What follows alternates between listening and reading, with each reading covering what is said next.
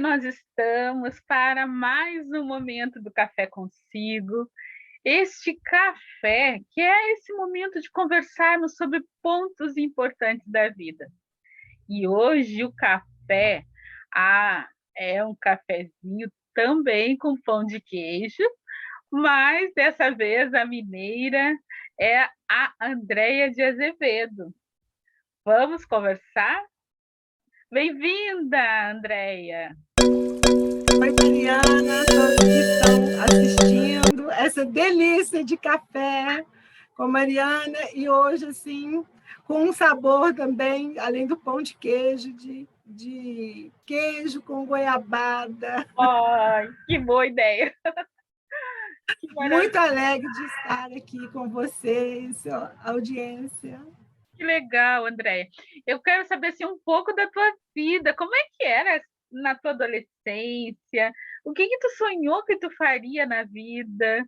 E desse teu sonho, o que que a vida te trouxe assim de inusitado, que te surpreendeu positivamente? Vai contando aí um pouquinho da tua trajetória. Na minha adolescência, eu sempre fui uma menina muito tranquila, né? E eu gostava muito de ler, né, de escrever. Desde criança, eu brincava muito, mas eu tinha livros, né, que meus pais me davam, me incentivavam muito a leitura. Então, eu fui uma criança que li muito rápido, com 7 anos de idade, mas logo que iniciou o ano letivo, mais ou menos para o mês de março, eu já estava lendo, escrevendo. E foi assim durante a minha infância e também durante a minha adolescência. A coisa que eu mais gostava de fazer era de ler. E só que da adolescência, no início da adolescência, com mais ou menos uns 12 anos, eu já tinha participado do meu primeiro concurso de literatura e eu tirei o segundo lugar na categoria conto. E com o passar, né, por volta dos 15 anos em diante, aí eu virei assim uma ratinha de biblioteca, né? E me dediquei aos clássicos e descobri os poemas também, os grandes poetas. Então, esse é, vamos dizer assim, que é uma marca bem forte na minha infância e na minha adolescência. E eu pensava em escrever, né?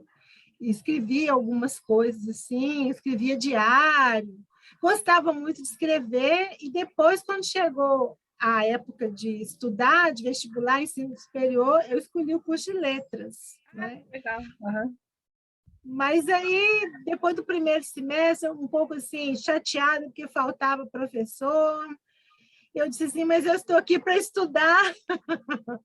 E eu peguei, meu pai já era advogado, mudei para o curso de Direito. Então, eu sou graduada em Direito. E aí, no curso de Direito, eu me encontrei, porque era tudo que eu mais gostava, era ler, estudar, escrever muito, né? Apesar de ser uma leitura e uma escrita técnica, mas veio muito de encontro a isso que eu já gostava. Já tinhas um preparo para isso, né? Essa foi uma marca muito forte na minha juventude, né? A leitura. E depois também, na sequência, eu fui estudar muita coisa na área de educação, né? Eu acabei fazendo especialização em...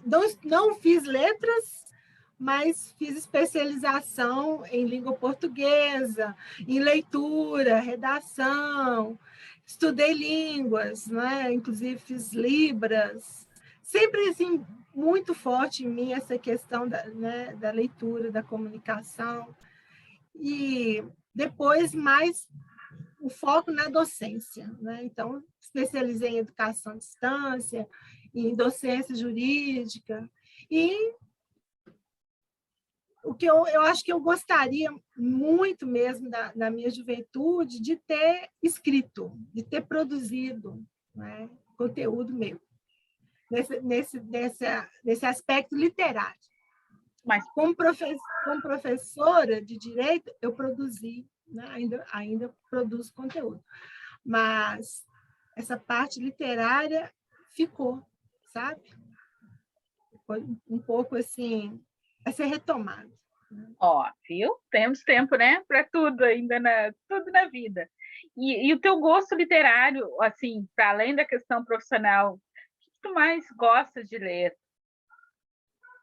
Olha, eu gosto de praticamente tudo, mas eu tenho preferência pelos clássicos, né? Eu gosto, assim, a leitura espírita também me atrai, mas, assim, eu sempre gostei de Carlos Drummond, de Cecília Meirelles, né? Na infância eu gostei do Monteiro Lobato, Guimarães Rosa, né? Eu descobri Guimarães Rosa, os outros, os clássicos mineiros, Fernando Sabino, né? E Paulo Mendes Campos, o próprio Carlos Drummond de Andrade. Então, assim, eu gosto mais da literatura brasileira, muito mesmo, né? Fui em Mariana, que eu falei, né? Eu não podia ir a Minas sem ir na cidade que tem meu nome, né? Com Antes, certeza. antes felizmente, né, daquele episódio tão dolorido, né? E aí eu fui conhecer a casa do Alfonso de Guimarães, em Mariana, né? Aí eu visitei a casa dele, conheci um pouco da história dele. Então, foi a primeira vez, acho que eu entrei na casa de um escritor. Eu já conheci a casa de Guimarães em Codesburgo, que fica aqui pertinho de Belo Horizonte, né? E é uma delícia conhecer a casa de um escritor, Eu fico muito mesmo. imaginando, né? Onde será que ele sentava para escrever?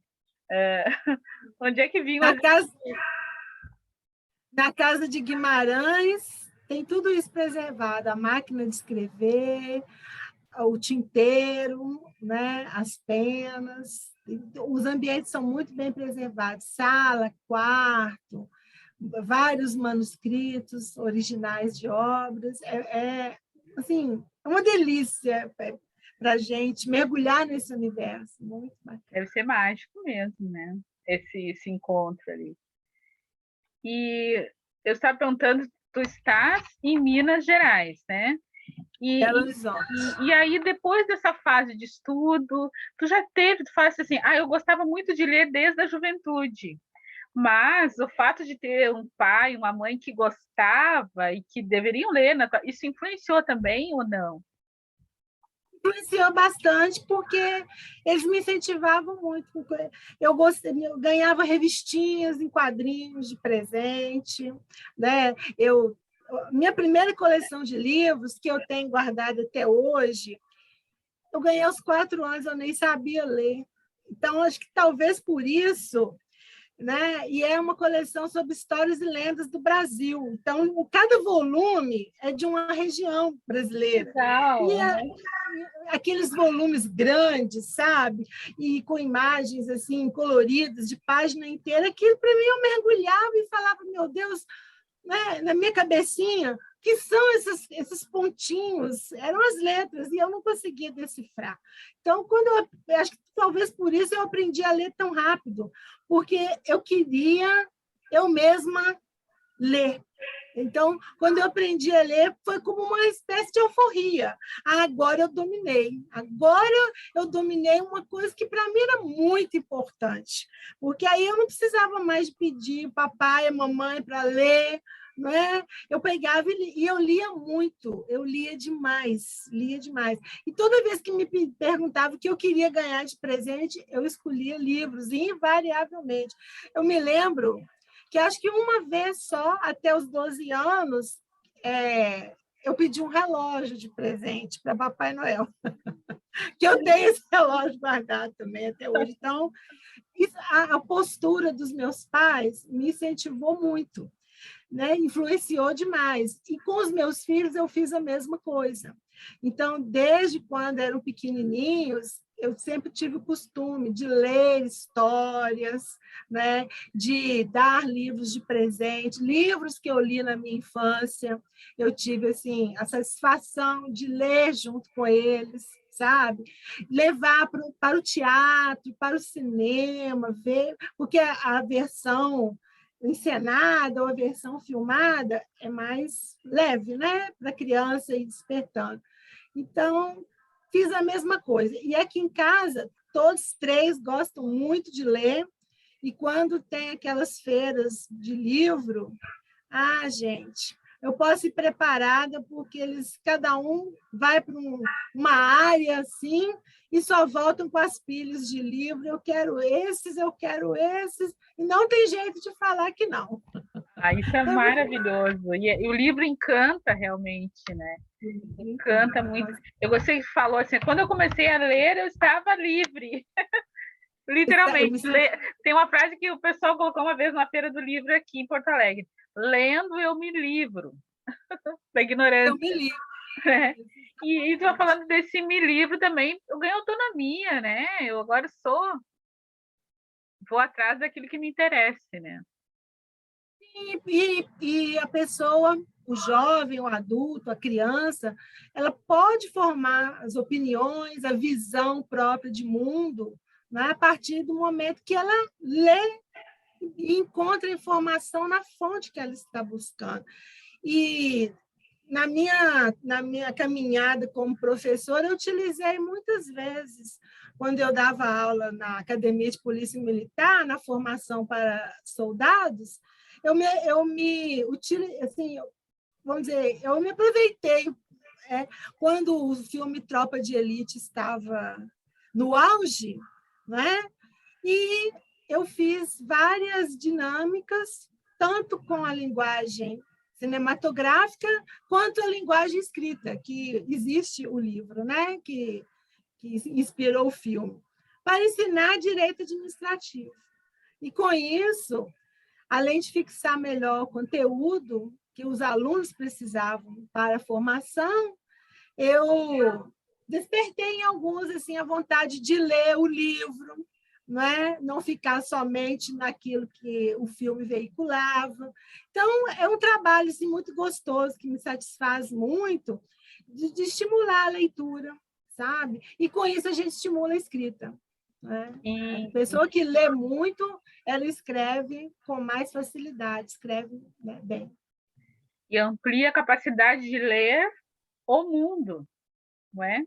O mundo, exatamente, a leitura ampla. E que hoje, a meu ver, faz muita diferença, é muito importante, porque temos várias telas a serem lidas, né? É o celular, é o notebook, o computador, a televisão, o cinema, não é? A leitura agora ela foi transposta para, não é, o mundo digital. E é preciso ler. E aí as informações elas são muito maiores e apresentadas num processo muito mais dinâmico do que a leitura impressa, né? O suporte impresso. Estimula mais ainda, né, a atenção. E não tenho como voltar para trás, né, Mariana? É isso. Tu fizeste essa transição para o e-book também tranquilamente, assim? Do livro físico para o e-book, como é que foi para ti assim, essa descoberta do... Mesmo pela condição, assim, de trabalho, a necessidade de trabalho, porque muito antes, né, da pandemia em si, por volta lá de 2003, mais ou menos, 2004, a Escola Judicial do Tribunal de Justiça aqui de Minas Gerais, a Escola Judicial Desembargador Edésio Fernandes, já começou a investir nos cursos à distância para formação inicial e continuada. E, como tutora, eu tive que fazer essa transposição, sabe? E tive que aprender a lidar com os equipamentos, com a tecnologia. Agora, eu, pessoalmente, eu prefiro ainda o livro impresso, embora eu faça uso de e-book, mas eu acho que o prazer, sabe, de virar a página, ali, de tocar o livro, ainda é muito forte em mim, acho que é um pouco insubstituível, até pela minha própria experiência pessoal, me resgata assim, sentimentos da infância mesmo. Né? Sim. Que legal isso. Você está falando, então, que ficou o sonho de escrever? Escrever. Mas e tu não escreve, assim? Eu tenho escrito... Contos de gaveta ainda já não estão saindo? Alguns poemas eu escrevi, né? Assim, ao longo aí dos últimos tempos, mas eu tenho muitas histórias na minha cabeça que eu gostaria de colocar no papel, sabe? Mesmo assim, porque essa formação toda foi até uma forma de me aproximar disso que era muito forte na minha adolescência, porque eu comecei a estudar letras, né? Que é o curso que eu escolhi assim do coração. Então eu tenho vontade de retomar a graduação, né?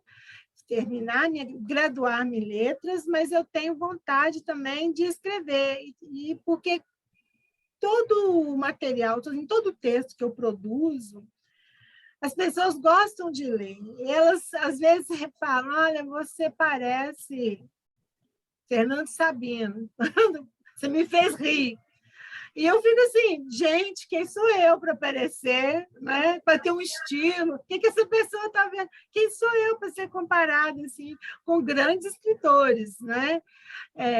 Mas as pessoas têm curiosidade. Ué, mas isso aí que você escreveu, você está apresentando que para nós é trecho de algum livro. Eu quero saber o final da história. Eu digo que o final da história ainda tem que ser publicado. Está na cabeça ainda. Ainda está na cabeça, mas acho que é coisa de escritor mesmo, né? Escritora, que chega, fica assim, com a mente cheia de histórias, né? Eu acho que deve ser isso, um traço de escritora em mim. Eu acho que foi a Cecília que eu vi, tem vários vídeos dela, da Cecília Meirelles, né? Acho que é ela que tem um vídeo que ela fala assim, eu nunca me levei muito a sério. Tipo assim, ela nunca escreveu para ser uma escritora. Ela escrevia porque ela tinha necessidade de escrever, então talvez você tenha que começar atendendo a tua necessidade, sem se preocupar se vai publicar ou não, ou, né? Mas atender a tua necessidade, a tua vontade, porque acho que quem pode falar melhor contigo sobre isso é a Luciana, né? Que conseguiu incentivar o livro com a história da vida dela. Mas ouvindo um pouco ela, eu vejo isso, assim. Ela também, pelo que eu vi, começou escrevendo atendendo a necessidade de, bom, tirar de dentro dela um pouco daquilo que ela tinha vivido, né? E depois veio a possibilidade de que aquilo poderia fazer bem para outra pessoa também, né? Mas primeiro ela precisou atender a necessidade dela de escrever, né? A minha necessidade ela ficou muito diluída por eu trabalhar com muito texto, né? Embora técnico, ela ficou um pouco diluída. E, assim, criar 3 filhos, né? Absorve muito tempo. 3 filhos, nossa, está muito bem, né? Estás muito bem. Mãe de arquiteta, a mais velha já é arquiteta, e tem um rapaz e mais uma moça, que estão com o rapaz com 19, Luiz Fernando, e a Ana Lúcia com 18. Então, nesse processo de colocá-los no ensino superior, né? E a Ana Carolina, ou Carol, como a gente fala, que já é mais velha, formada, já trabalha e tudo. Então, não é fácil, né, Mariana? Absorve bastante. E as coisas do dia a dia também, o meu trabalho ele é muito cansativo. E, às vezes, ou melhor, na maior parte das vezes, eu quero mesmo descansar. Às vezes, troco a escrita pela leitura, né? Tem sempre algum livro na minha cabeceira. E o tempo que se dedica aos estudos. Sim. Mas eu espero ter mais tempo para dedicar mesmo à produção, né? Estou me organizando para isso. Tem o tempo certo, né, para cada coisa, assim. E o conhecimento não se perde, né? Então, a minha mãe que dizia, né, saber não ocupa lugar. Então, todas essas vivências e essas histórias que tu vai coletando, elas estão lá, né? Quando chegar o momento, elas vêm para fora e tu vai conseguir colocar ela, quem sabe deixando os teus ensinamentos, a tua vivência, o teu exemplo para outras pessoas poderem se guiar também, né, no caminho, nesse caminho da vida. Pelo menos inspirar de alguma forma, né? Porque a gente não tem mesmo a receita, né? É vivendo que a gente vai descobrindo como as coisas, né, vão acontecendo e como as coisas são. Então, pelo menos para dizer assim, olha, é uma ideia, né? Ela teve esse caminho. quem sabe alguma coisa é aproveitável, não é? Pelo menos nesse sentido. Sim, sim. E sala de aula, tu disseste que tu não chegou a pegar sala de aula, mas a nível universitário. Não como Sim. professora nas séries assim de escola comum, Não, jovem, não. criança, não. Não, porque na minha época de adolescente, de final de adolescência, de cursar o ensino médio, na época a gente falava segundo grau, eu tive que escolher entre magistério e o antigo científico. E como eu queria estudar, fazer a escola, né, o ensino superior, eu queria ir para a faculdade, na época eu fiquei muito dividida, porque eu queria dar aulas, mas o magistério era formação específica para isso, e eu não teria várias disciplinas necessárias para ingressar, né, em nível superior. Naquela época era muito diferente de hoje, né? Hoje nós temos o magistério superior, mas na minha época o magistério era formação de ensino médio, né? Ou de segundo grau. De maneira que eu escolhi o científico, então não podia entrar dentro de sala de aula por falta do magistério. E depois eu só podia dar aula para o nível superior, por causa da formação em direito. Então, só posso dar aula de direito. E eu peguei, então, a sala de aula presencial. Durante 5 anos, lecionei na sala de aula presencial. E durante 10 anos, na escola judicial, como instrutora presencial e como tutora. Então, eu pegava a sala de aula nos 2 ambientes, o presencial e o virtual. E, assim, eu costumo dizer que quando eu estou dentro de sala de aula, para mim é meu lugar, sabe? Legal. Seja com paredes, sem paredes, a sala de aula que é o meu lugar, eu gosto muito de interagir com os alunos, gosto que participem da aula, gosto que tragam, né, algum material diferente e que perguntem, façam bastante pergunta. Aluno, para mim, tem que... ele tem que buscar o conhecimento, questionar. Eu não gosto do lugar assim, dona do saber, olha, professora sou eu, e vocês anotem aí o que eu estou falando, e é só isso e pronto, acabou. Eu nunca gostei. Gosto de material diferenciado, sabe? Ampliar, gosto de incentivar a pesquisa. Então, para mim, é uma troca muito enriquecedora. Aprendo muito com os meus alunos, né? E eu gosto demais, sabe? Gosto muito e digo para eles, olha, a nota de vocês é a minha nota. Se vocês saírem bem, é porque eu pude desempenhar, né, bem o meu papel. Aluno que tem alguma dificuldade, assim, é porque eu prefiro pensar que fui eu que deixei alguma coisa a desejar, né? Que lindo isso que você está falando, porque a gente fez recentemente uma live, né, com a Sandra Morini, que ela trabalha a questão neurológica ligada à educação, né, os processos de aprendizagem, essas coisas. E aí a gente chegou a um momento falando sobre os professores, esse amor que o professor tem pelo seu aluno, né? Essa inquietação do professor de tentar fazer o melhor, de tentar atender a demanda do aluno, né? E ele sofre nisso, e ele busca isso, e às vezes ele é limitado nesse recurso para buscar conhecimento que ajude ele a dar a melhor resposta, né? Então, a gente estava fazendo um apelo, inclusive, para os pais, sejam carinhosos com o professor, soma com ele, né? Apoia ele, que precisa se unir, o pai, a comunidade escolar precisa se unir em torno da criança. Agora está na hora de darem as mãos mais do que nunca, porque os pais estão meio perdidos com essa situação toda de pandemia, e os professores estão recebendo de volta às aulas alunos que muitas vezes estão regrediram naquela fase que já estavam, em função de todo o abalo emocional que todo mundo passou, ninguém ficou imune, não é?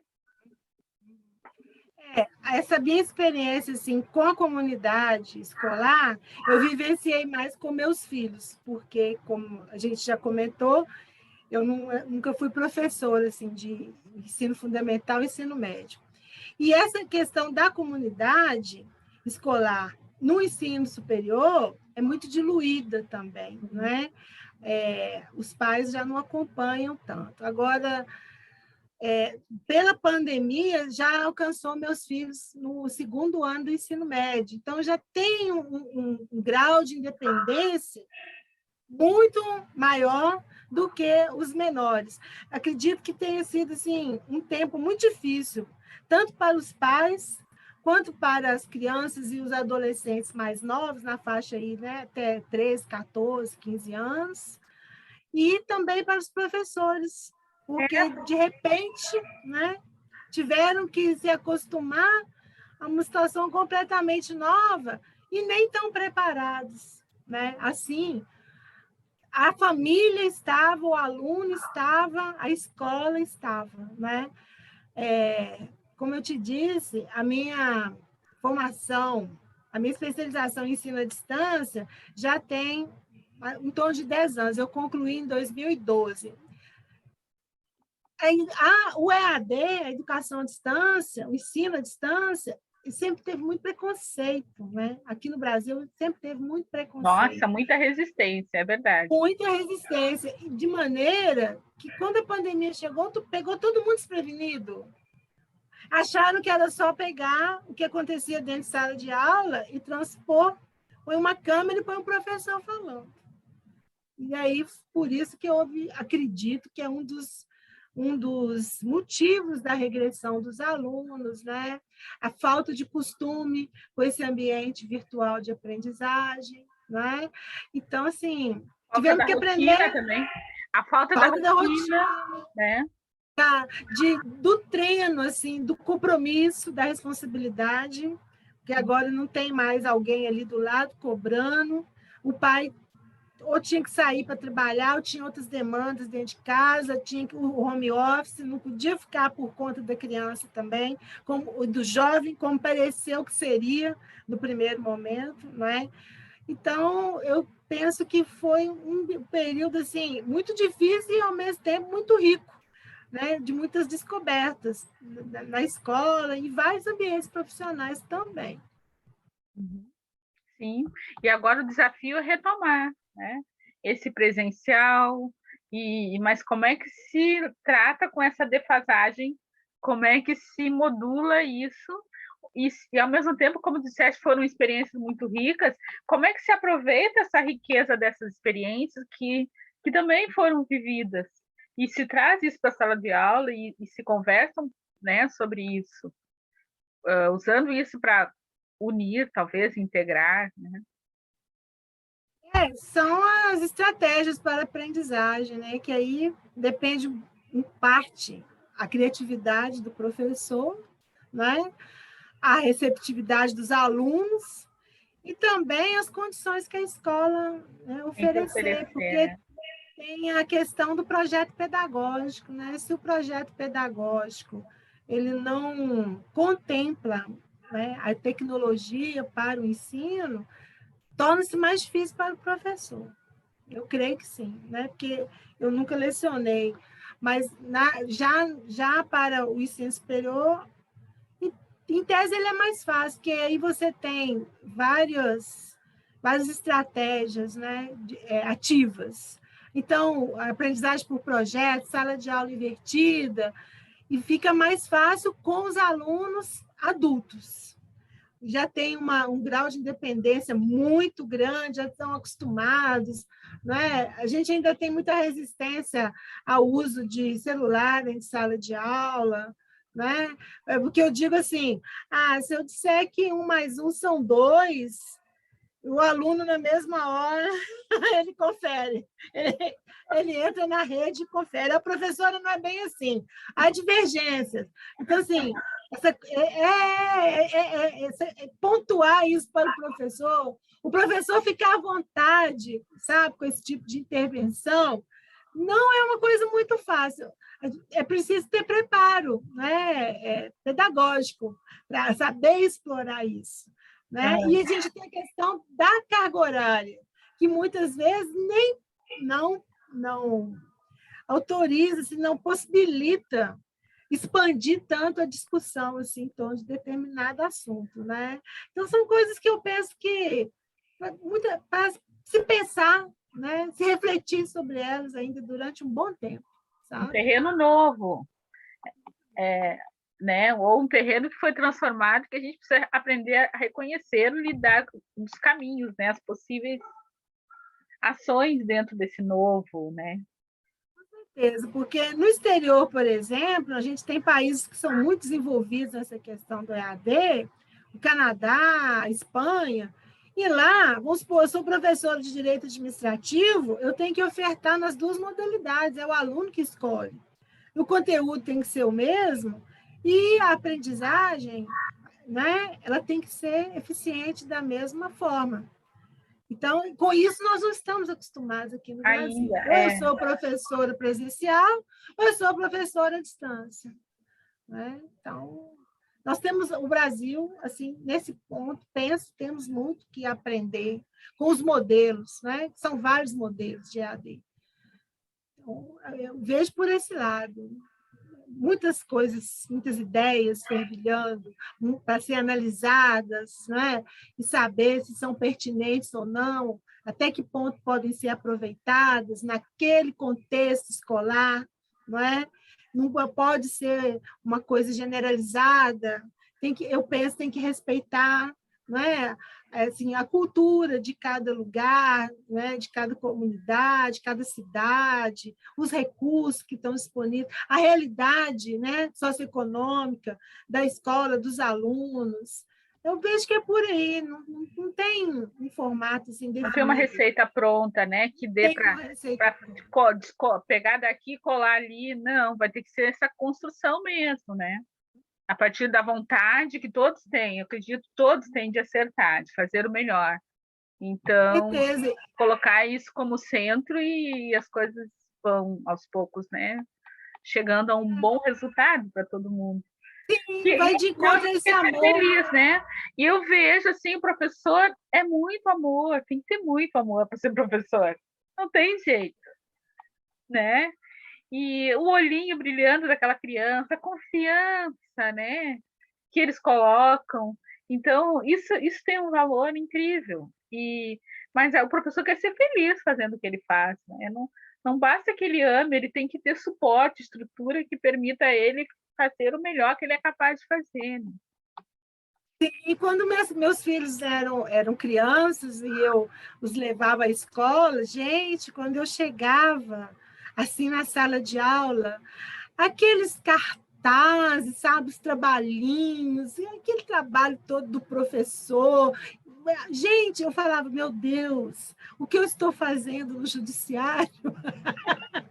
Eu tinha que ser professora de ensino fundamental para fazer tudo bordadinho, colorido, e ganhar muitos abraços quando os alunos chegam, e os trabalhinhos, e Dia dos Pais, Dia das Mães, Páscoa, sabe, Natal, e tanta coisa assim. Eu falava, meu Deus, sabe, acho que é isso. Eu gostaria muito, eu teria sido muito feliz também se eu tivesse estudado, me formado no magistério, dedicado. Eu teria sido muito feliz também. E depois desse. Agora, não, acho que não tem mais a ver, mas por isso que acabei colocando o pé em sala de aula para os mais velhos, né? Assim, para o ensino superior, porque chama, né? É uma coisa que chama. Chama. Ai, que lindo! Olha, Andréia, a gente precisa ir encerrando esse café, mas eu quero já te convidar para o próximo café. Eu fiquei muito grata com essa conversa, sobretudo essa conversa final, que a gente fala dos professores e de ser pai e de ser mãe, esse olhar do professor para os pais, dos pais para o professor.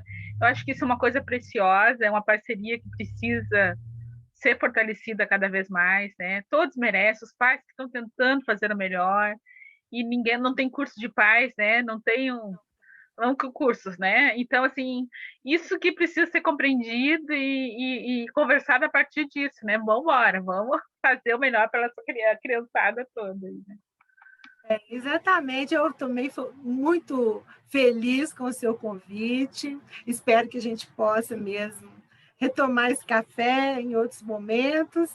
E é como você falou, não tem curso para os pais e nem os filhos vêm com manual. Então,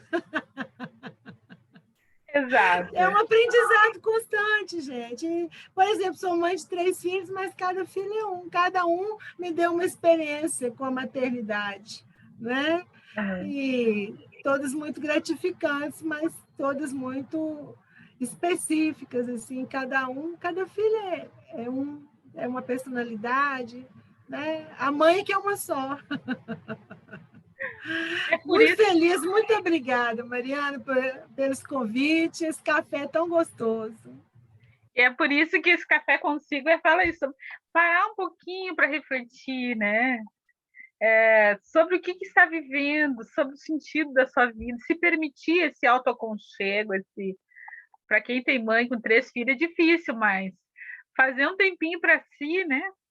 Para respirar um pouquinho, como tu disseste, para refletir, olha, cada filho é um, né? Com cada um eu tenho que ter um comportamento, uma forma de falar, porque um é mais sensível, um é mais extrovertido, o outro é mais expansivo, introvertido, né? Então eu tenho que saber lidar, ver como é que cada um está sendo. Mas, fale, não te deu. Eu só ia complementar assim, que cada um, a gente tem que saber essa forma de, né, de chegar, mas a educação é uma só, são os mesmos valores, né? E esse que é o aprendizado como mãe, né, de todo dia. Eu aprendo a ser mãe todos os dias, porque sempre tem uma novidade em relação a cada filho. Mas é por isso que eu digo, a mãe é uma só, porque os valores a serem passados são os mesmos, né? É só isso que eu queria complementar. Fantástico, maravilhoso, é isso. É isso, a pessoa vai dar daquilo que ela é, daquilo que ela acredita. Um abraço, então, daqui de Porto Alegre. Nossa, aqui de Minas, bem Belo, apertado. Belo Horizonte. Fica com Deus. Com Deus também. Muito obrigada, Mariana. Um beijo. Beijo.